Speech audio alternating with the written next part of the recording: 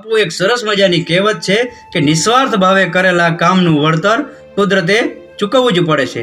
અને આના પરથી મને એક સરસ મજાનો સત્ય ઘટનાનો પ્રસંગ યાદ આવે છે. ઘણા વર્ષો પહેલાંની વાત છે. હોલેન્ડનું એક નાનકડું દરિયા કિનારેનું ગામ, અને આ ગામ દરિયા કિનારે આવેલું હોવાથી એનો મુખ્ય વ્યવસાય માછીમારીનો હતો.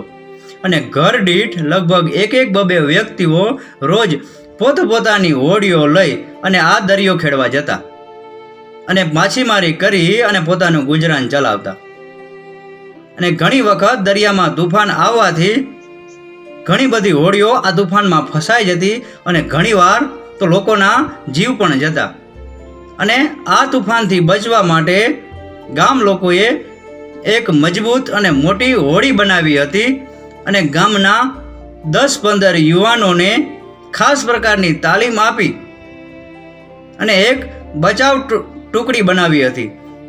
અને એક અનુભવી નાવિક આ નાવિકને ચલાવતો અને જ્યારે દરિયામાં તુફાન આવતું અને ત્યારે આ ગામની બચાવ ટોળકી અને આ હોડીનો નાવિક આ હોડી લઈ અને તુફાનમાં ફસાયેલા લોકોને બચાવવા જતા.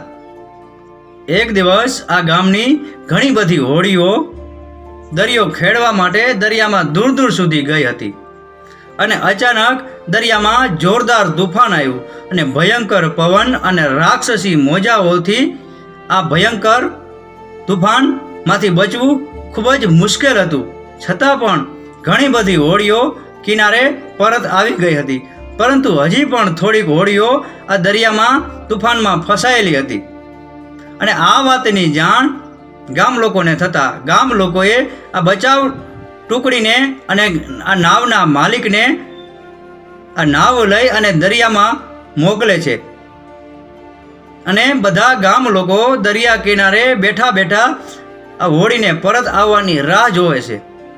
અને આશરે 2 કલાક જેટલા સમય પછી એ હોડી અંધકારને ચીરી અને દરિયા કિનારે આવે છે. આ હોડીને પરત દરિયા કિનારે આવતી જોઈ અને ગામ લોકો ખુશીથી ઝૂમી ઉઠે છે અને બધા લોકો એકબીજાને ભેટી પડે છે. પરંતુ બચાવ ટુકડી અને તુફાનમાં ફસાયેલા લોકો તુફાનમાં ખૂબ જ સંઘર્ષ કરી અને થાકી ગયા હતા. એટલે દરિયા કિનારે દરિયાની રેતીમાં લાંબા ચતાપાઠ થઈને સૂઈ જાય છે. પરંતુ આ હોડીના નાવિકના મનમાં વિચારોના વાદળ ઉમડ થયા રાખે છે. એટલે ગામ લોકો એને પૂછે છે કે ભાઈ કંઈ ચિંતા છે? એટલે નાવિક કહે છે કે અમે તુફાનોમાં ત્યાં બધા લોકોને બચાવી આવ્યા, પરંતુ એક યુવાન હજી પણ પોતાની નાવ લઈ અને તુફાનમાં ફસાયેલો છે. પણ જો અમે એને બચાવવા ગયા હોત તો અમારી હોડી પણ આ તુફાનમાં ફસાઈ જાત. એટલે અમે એને છોડી અને આવતા રહ્યા છે. માટે મારે પરત જવું છે.